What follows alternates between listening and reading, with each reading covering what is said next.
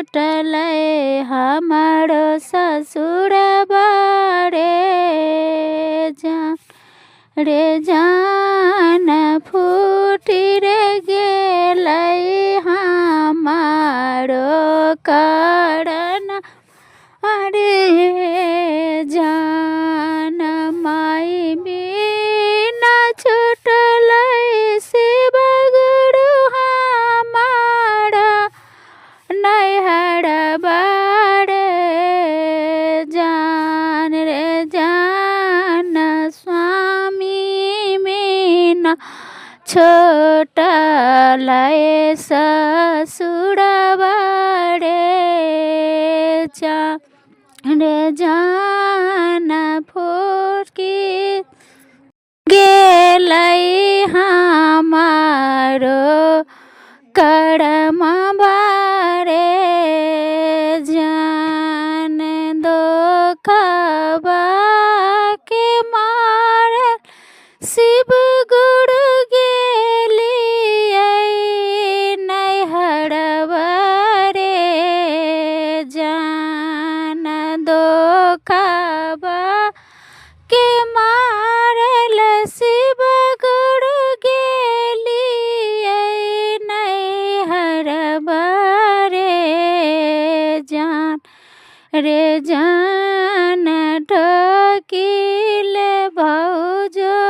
ठोकलन बाजार के बरिया रे जान रे जान भौजो ठोकलन बाजार के बरिया रे जान चामा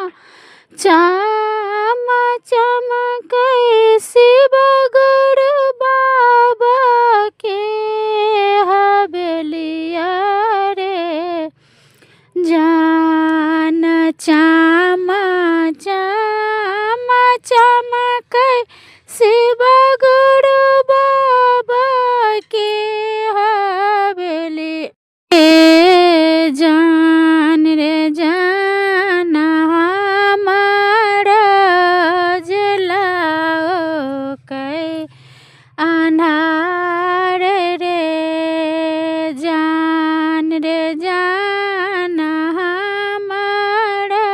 जलाओ शिव गुरु अन्हार रे मुका हो न बोलै शिव गुरु भौजो हमार रे जान बाबू मोरा आखी या में भरैलो रे जान जान बाबू मोरा खिया में हो भरैलो रे कुछो ना जानल शिव गुरु नाही हर के सुखबा रे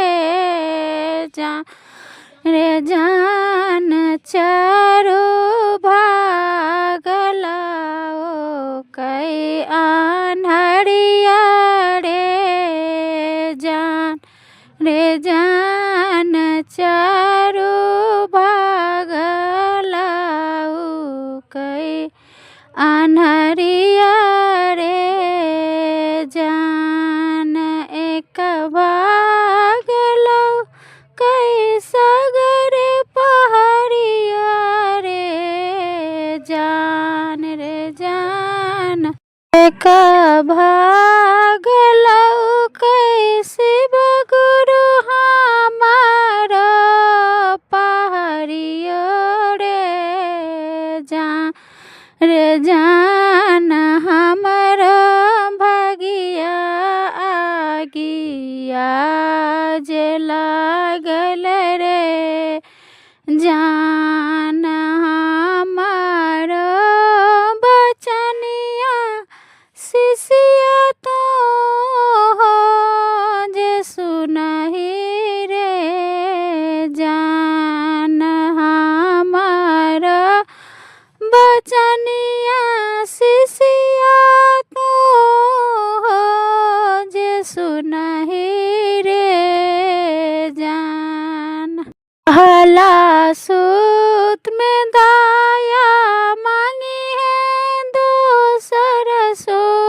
सूत्र में चर्चा रे जान रे जान, तेसर सूत्र में नाम शिव जपी है